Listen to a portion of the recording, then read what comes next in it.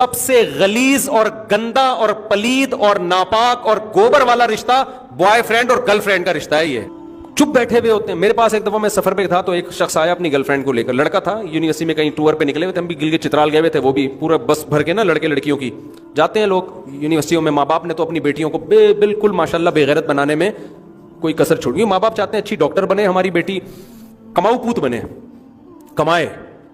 تو ان کو اس سے کوئی غرض نہیں ہے بوائے فرینڈ کے ساتھ جا رہی ہے, لڑکوں کے ساتھ جا رہی ہے. آج کل یہ ٹینشن ختم ہو گئی, آخرت کی فکر نہیں ہے نا.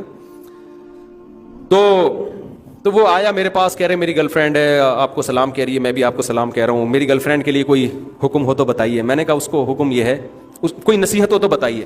وہ تو بیچارہ عقیدت میں آیا تھا. یہ بھی ایک اچھی بات ہے یار, چلو ہمارے پاس کیوں آ رہا ہے, تھوڑی سی مذہب کی محبت ہے تبھی تو آ رہا ہے نا. تو میں نے کہا دیکھو اس کو یہ کہہ دو کہ وہ آپ کو چھوڑ دے اور آپ اس کو چھوڑ دیں. سمجھ میں آ رہی ہے بات؟ تو بری تو لگی ہوگی اس کو, لیکن میں نے کہا پارسل تو کرو نا یار, تاکہ اس رشتے کو لوگ فخر سے کم از کم بولو نا.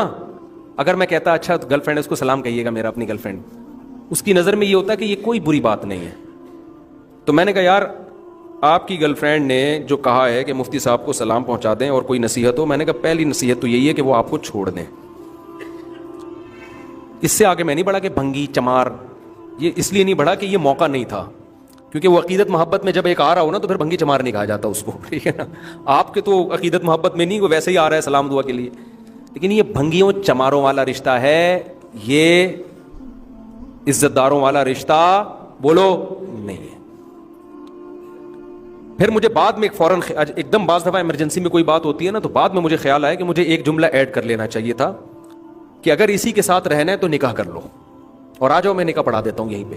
ہمارے ساتھ اور بھی 2-3 علماء تھے, تو مجھے یہ خیال ہونا بعد میں خیال ہے کہ یار میں نے بڑا چانس مس کر دیا. میں ان سے کہتا, اس کی گرل فرینڈ سے بھی, اس کو بھی کہتا کہ اس پلید رشتے کو ایک جائز رشتے میں فوراً تبدیل کر لو, کوئی ٹینشن کی بات نہیں, ابھی دونوں آ جاؤ, گواہ بیٹھے ہوئے, ابھی نکاح پڑھا کے اس رشتے کو کیا کر دیتا ہوں, ایک جائز میاں بیوی بن جاؤ گے.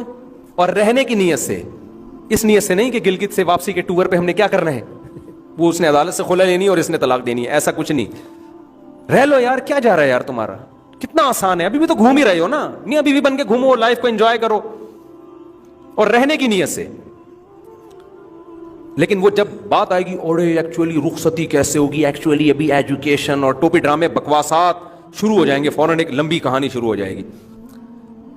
اور میں ایسی لڑکیوں کو جو بوائے فرینڈ کے ساتھ گلگت کے ٹور پہ نکلی ہوئی ہے, یہ بھی مشورہ نہیں دیتا کہ اپنی اماں سے پوچھو. اصولی طور پر تو لڑکی کو چاہیے شادی سے پہلے اپنے ماں باپ سے پوچھے. میں کبھی ایسی شادی نہیں کراتا کہ لڑکی کو میں باپ سے پوچھے بغیر اس کا کہیں نکاح پڑھا دوں. لیکن جب تو گھر سے نکل گئی ہے, یہاں ابا کو بتا کے ابا نے اس سے نہیں روکا, اس کا مطلب ابا شادی سے روکنے کا تو اب ابا نے حق اپنا خود ہی ختم کر دیا ہے. جب تم ایک بوائے فرینڈ کے ساتھ راتیں ہوٹل میں گزار رہی ہو, یہ کام ابا سے پوچھ کے کیا اس نے, کیا ہو گیا؟ تو اب میں اس کے ابا سے پوچھ کے اس کا نکاح کراؤں گا؟ تو میں تو کراؤں گا اس کا نکاح کہ بھائی یہ یہاں تک آ گئی, ابا آپ سے پوچھے بغیر, آپ روکتے تو رک نہیں سکتی تھی, یا آپ نے روکا ہی نہیں, اس کا مطلب آپ نے اس کو زنا کی اتھارٹی دے دی ہے, تو پھر میں اس کا آپ سے پوچھے بغیر نکاح پڑھاؤں گا. سمجھ میں آ رہی بات؟ پھر ابا کل کہیں گے نا کہ آپ نے ہمارا نکاح کیوں پڑھا, میں کہوں گا دونوں گھوم رہے تھے, راتیں گزار رہے تھے اکٹھے, اس برائی سے روکنے کے لیے ہم نے کیا کیا ہے, ان کا نکاح پڑھا دیا. کہیں گے آپ کون ہوتے میری بیٹی کا نکاح پڑھانے والے؟ تو میں اس سے کہوں گا آپ اس بچی کے باپ بعد میں ہو, اس بچی کا حق پہلے اللہ سے کیا ہے, بولو نا.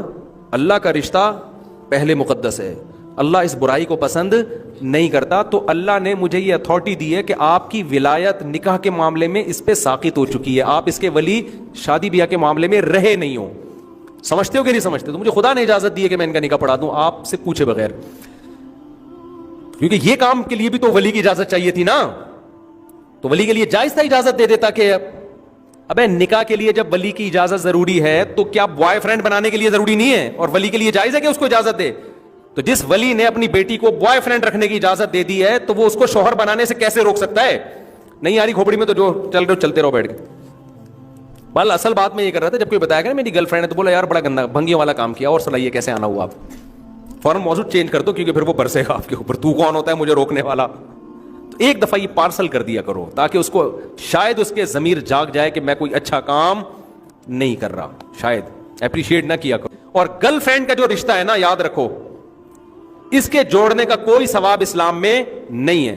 غیر مسلموں میں گرل فرینڈ کا کلچر ان کے کلچر کا حصہ بن چکا ہے. اسی وجہ سے یہ چیز مسلم سوسائٹی میں بھی امپورٹ ہو رہی ہے. خوب سمجھو, سب سے غلیظ اور گندا اور پلید اور ناپاک اور گوبر والا رشتہ بوائے فرینڈ اور گرل فرینڈ کا رشتہ ہے. یہ اتنا غلیظ رشتہ, کسی کو بتاتے ہوئے نا شرمایا کرو کہ میری گرل فرینڈ ہے. یہ ناپاک رشتہ ہے, اس محبت پہ کوئی ثواب نہیں ملتا. ان کا فزیکل ریلیشن ہوا, 4 گواہوں سے ثابت ہو گیا ان کمبختوں نے زنا کیا ہے, تو اسلام کہتا ہے ان کو کوڑے مارو. شادی شدہ نے گرل فرینڈ رکھی ہوئی ہے, اسلام کیا کہتا ہے, حکومت کو کہتا ہے آپ نہ یہ کام کریں کہ اس کو زمین میں گاڑ کے پتھروں سے مار کے ہلاک کر دو. اور کنوارا یہ کام کرتا ہے, گرل فرینڈ رکھتا ہے, تو اسلام کیا کہتا ہے, چوک پہ 100 کوڑے مارو اس کو. اتنا غلیظ, اتنا گندا, اتنا پلید رشتہ کس کا؟ گرل فرینڈ اور بوائے فرینڈ کا. غیر مسلموں میں فخر ہے, پوچھتے ہیں آپ کی کوئی گرل فرینڈ ہے تو اس کو یہ تحفہ دیں.